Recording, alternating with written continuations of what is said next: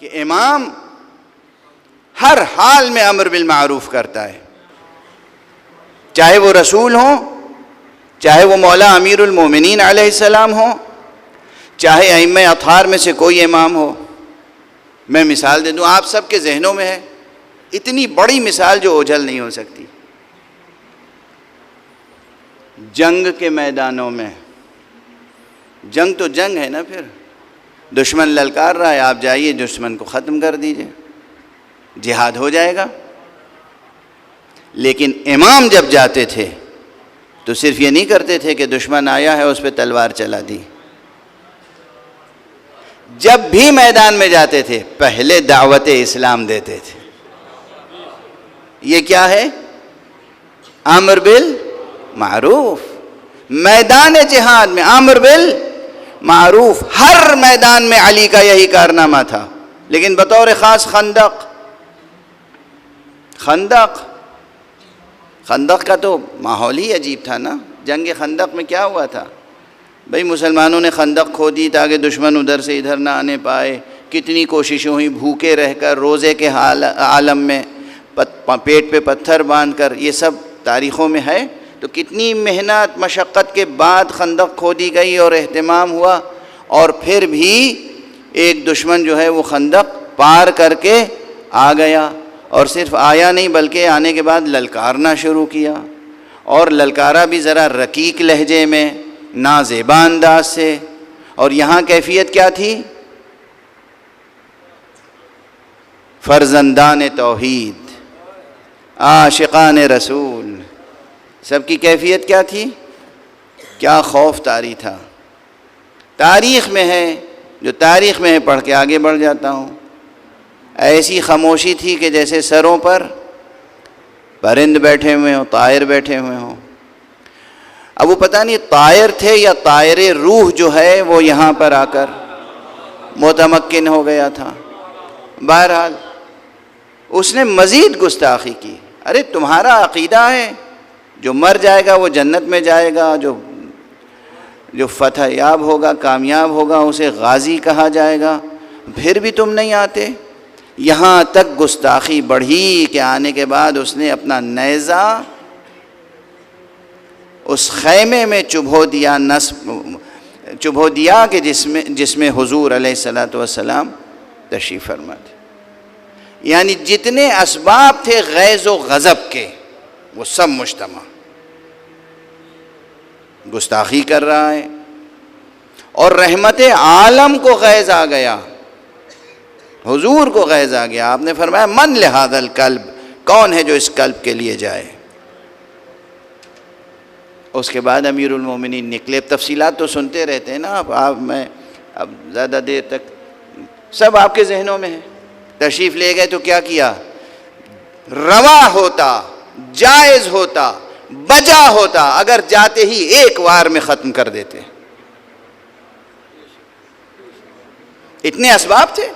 حضور کو غیظ آ چکا ہے، گستاخیاں کر چکا ہے، خیمے میں نیزہ چبھ ہو چکا ہے، اس کے بعد بھی جاتے ہیں اور کہتے ہیں کہ بھئی میں نے سنا ہے کہ تو 3 سوالوں میں سے کوئی ایک سوال ضرور قبول کر لیتا ہے۔ کس حسن اخلاق، کس تحمل کے ساتھ، کس صبر کے ساتھ یہ فرما رہے ہیں۔ یہ ہے امر بالمعروف، میدان جنگ میں امر بالمعروف۔ کہاں صحیح سنا ہے؟ کہا تو پھر اسلام قبول کر لو، کلمہ پڑھ لو۔ غور فرمائیے، اسے امر بالمعروف نہیں کہتے تو کیا کہتے ہیں؟ یہ امام کا عمل ہے، امام امیر المومنین علیہ الصلوۃ والسلام۔ اچھا اس نے کہا کہ نہیں یہ تو ہو صحیح نہیں ہو ممکن ہے۔ کہا تو پھر ایسا ہے کہ واپس چلے جاؤ۔ کہا یہ بھی نہیں ممکن۔ اچھا یہ سب جملے آپ اکثر سنتے رہتے ہیں نا، ان جملوں کا مفہوم مجھ سے سن لیجئے۔ میرا خیال ہے 20-25 برس پہلے نجم الحسن جعفری صاحب کے عزا خانے میں یہ جملے کہہ چکا ہوں، اپنے ہی جملے دہرا رہا ہوں۔ اس کی اجازت تو ہے نا؟ اس کے معنی سمجھیے کہ مولا علی کہہ کیا رہے ہیں۔ وہ آیا ہے قتل کرنے کے لیے، جو قتل کرنے کے لیے آیا ہے، جو موت لے کے آیا ہے، موت کا پیغام لے کے آیا ہے۔ مولا امیر المومنین کہہ رہے ہیں کہ تو اسلام لے آ، یعنی گویا اس کو دونوں جہان کی زندگی عطا کر رہے ہیں۔ اسلام لائے گا تو یہاں علی کی تلوار سے بچ جائے گا اور وہاں بلند ترین زندگی پائے گا۔ اچھا، اس نے یہ رد کر دیا، اس کے بعد پھر آپ نے کہا اچھا دونوں جہان کی زندگی دے رہا ہوں، اگر دونوں جہان کی زندگی نہیں لیتا تو کم سے کم اس دنیا کی زندگی تو لے لے۔ وہ موت کے لیے آیا ہے، یہ زندگی بانٹ رہے ہیں۔ یہ ہے ائمہ اطہار، یہ ہے ائمہ اہل بیت، یہ ہے ابو الحسن، یہ ہے ابو تراب، یہ ہے علی ابن ابی طالب امیر المومنین۔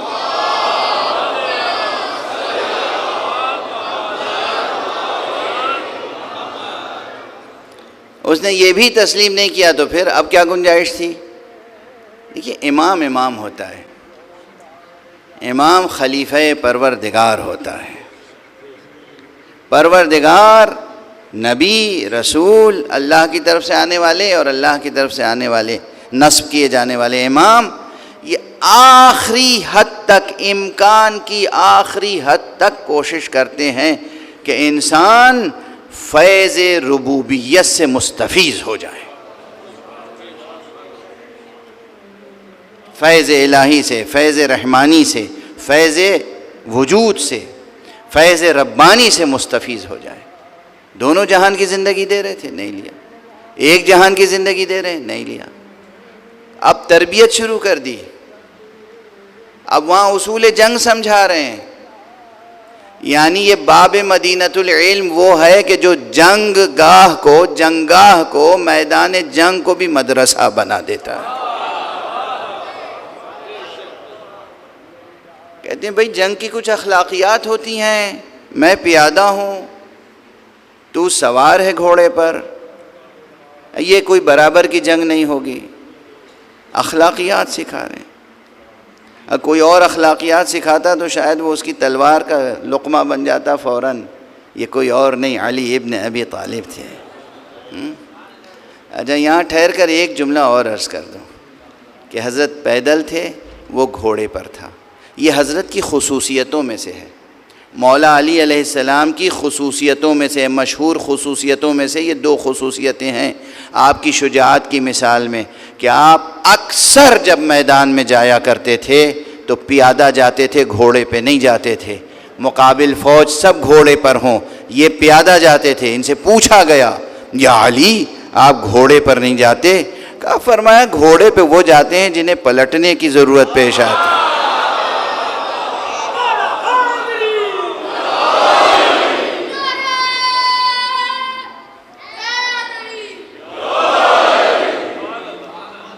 تو میدان خندق میں بھی یہی تھا، آپ پیادہ تشریف لے گئے تھے، تلوار اٹھائی چلے گئے، اب وہ گھوڑے پر ہے۔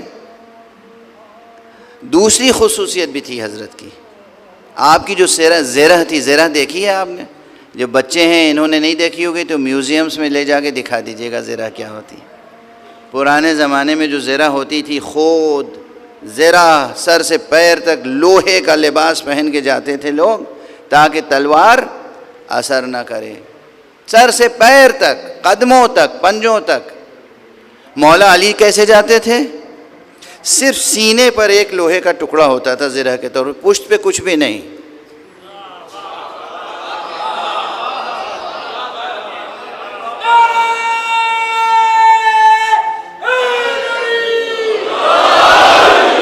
خدا کی قسم، مولا علی کے دشمنوں نے یہ لکھا ہے کہ علی جب بھی جاتے تھے ان کی زرہ میں صرف سینہ تھا، پشت تھی ہی نہیں۔ پوچھا گیا یا علی یہ کیسی زرہ ہے؟ کہا خدا وہ دن نہ لائے کہ جس دن مجھے دشمن سے پیٹھ بچانی پڑے۔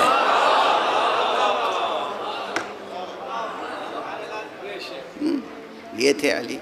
یہ علی اس شجاعت کے باوجود میدان جنگ کو بدل دیا مدرسے میں۔ میدان جنگ میں دشمن کے ساتھ پہلے کیا کر رہے ہیں؟ امر بالمعروف اور پھر نہی عن المنکر۔ میں پیادہ ہوں، تو گھوڑے پہ سوار ہے، اگر کچھ اخلاقیات ہوتی ہیں جنگ کی، کچھ جواں مردی کے تقاضے ہوتے ہیں. اور اس کے بعد جب وہ پیادہ ہوا اور اس نے اپنے گھوڑے کو پے کر دیا، وہ ایک رسم تھی عرب میں، جلال آتا تھا تو ایک بار کرتے تھے اور گھوڑے کے پاؤں کٹ جاتے تھے تاکہ یہ اعلان ہو جائے کہ میں بھاگنے والا نہیں ہوں. گھوڑا لے کے آتے تھے بھاگنے کے ارادے سے، جب ایسے ہی جوش آ جاتا تھا تو گھوڑے کے پاؤں کاٹتے تھے. علی وہ تھے جو گھوڑا لے ہی کے نہیں آتے تھے تاکہ تمہیں یقین رہے کہ یہ کون بہادر آ رہا ہے.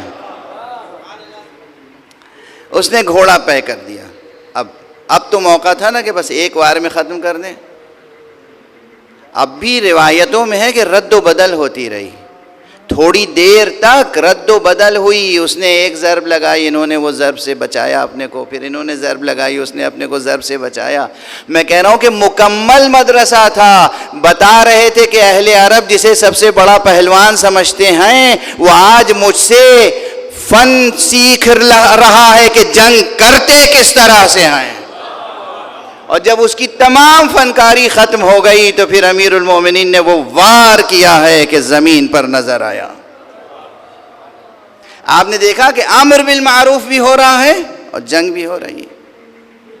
تو اس لیے بس اب گفتگو کو مختصر کر رہا ہوں کہ امر بالمعروف ہماری اور آپ کی زندگی میں بھی ہونا چاہیے. کسی بھی شعبہ زندگی میں کام کر رہے ہوں، خود اچھے بنیں، دوسروں کو اچھا بنائیں.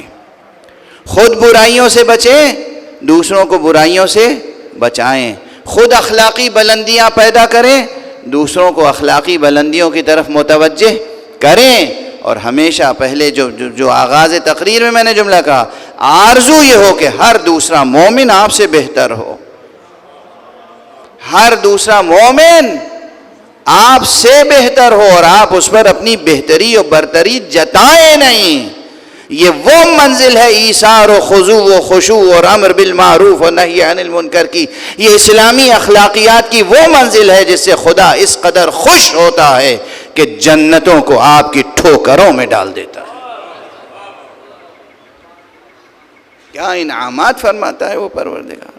بس گفتگو تمام کر دی میں نے. جس طرح امیر المؤمنین میدان جنگ میں امر بالمعروف کر رہے تھے، اسی طرح آقا حسین، تاریخوں میں لکھا نہیں ہے، کوئی ضعیف روایت ہے، کربلا پہنچ گئے. کربلا پہنچنے کے بعد بھی بار بار عمر سعد کو بلایا، غور تو کر لے تو کیا کر رہا ہے، تو مجھے پہچانتا نہیں ہے، مگر تو میرے جد کا کلمہ نہیں پڑھتا، تجھے جنت پہ یقین نہیں ہے. ایک دو مرتبہ نہیں، متعدد بار آپ نے کم سے کم صحیح ترین روایتوں کو جمع کیا جائے، ضعیف روایتوں کو چھوڑ کم سے کم 3 مرتبہ، کم سے کم 3، اتمام حجت کے لیے 3 مرتبہ بہت کافی ہوتا ہے. 3 مرتبہ عمر ابن سعد کو یعنی سردار لشکر یزیدی کو بلا کر سمجھایا یہ امر بالمعروف نہیں ہے.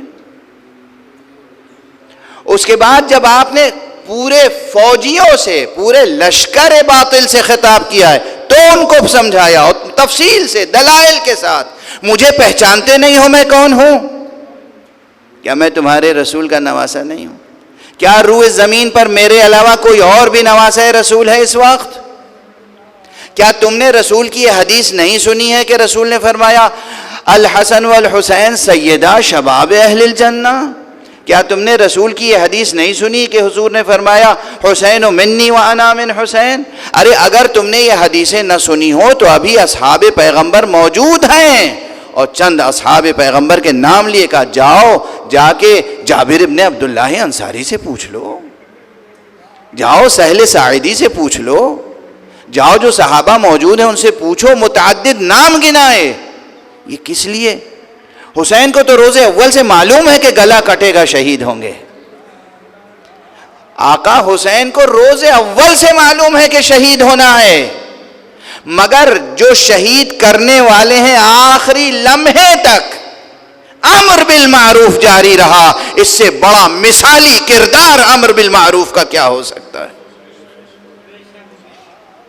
افراد کو امر بالمعروف، پورے لشکر کو امر بالمعروف. لشکر کے سردار کو امر بالمعروف. یہ ہے حسین، یہ ہے حسین.